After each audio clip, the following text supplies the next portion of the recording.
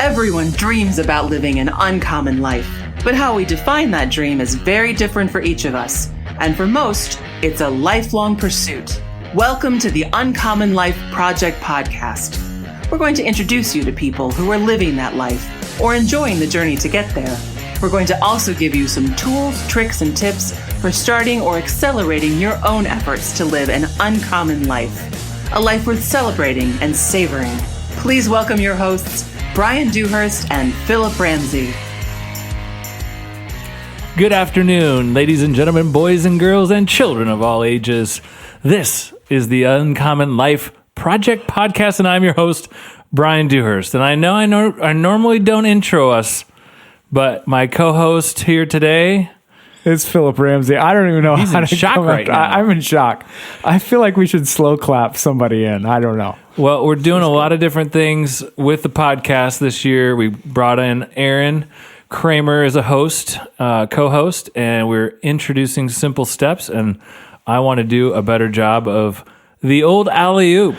I feel like you do a great job giving me the dunks on the podcast, so today... I'm returning the favor. It's our favorite play in sports, the Hail Mary, the alley-oop.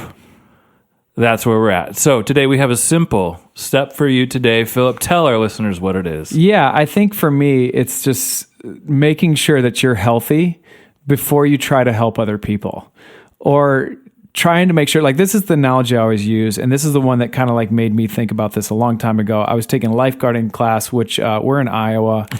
So I'm not sure why this analogy was it, but I think it hit home for me.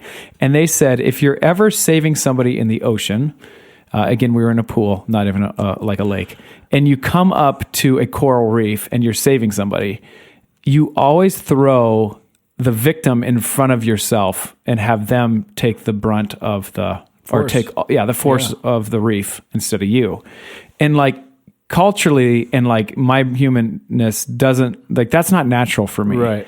And then they say, because if you get knocked out, there's no way that victim or the drowning person is going to be saving you. You're both going to die.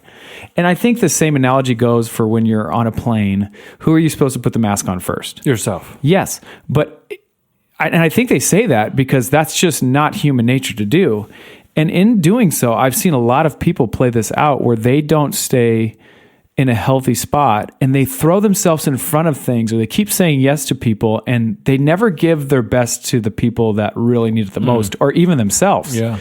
And so they go throughout life and they're almost this chameleon and they forget who they actually are.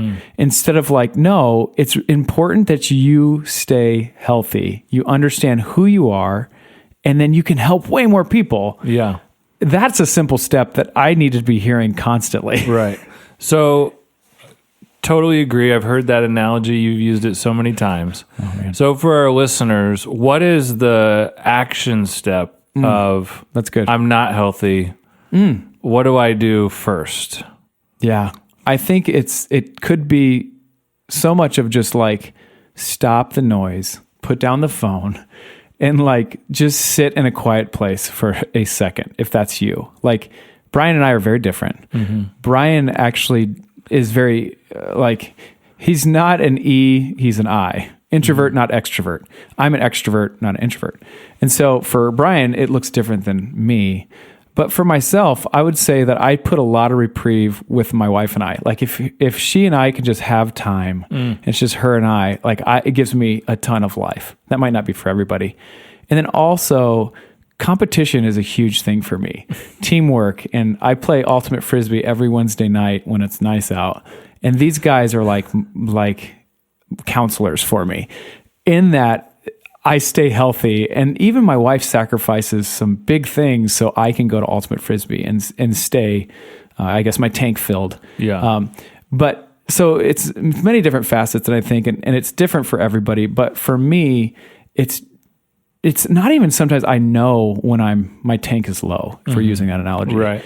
But there's people around me that know what gives me life, and they do a really good job of protecting that and letting me make sure that I am thriving so I can help other people. And then even the dumb analogy of ultimate frisbee, when I come back, I couldn't be happier to help with the kids more. And so my wife sees this beneficial. She feels the tank being filled up. Absolutely. And then her tank gets filled up. And so the sacrifice that she makes, even for the business perspective of us, or the sacrifice she has to make for the business, I do feel like she even sees the benefit of it. And so when you're healthy, other people around you can be healthy.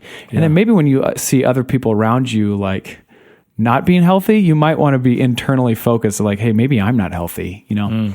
I don't know. So that's my simple step. Got it.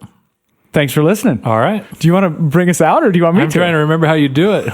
You've been listening to the Uncommon Life Project podcast. I've been your host, Brian Dewhurst. And I'm Philip Ramsey. Go be uncommon, everybody. Goodbye.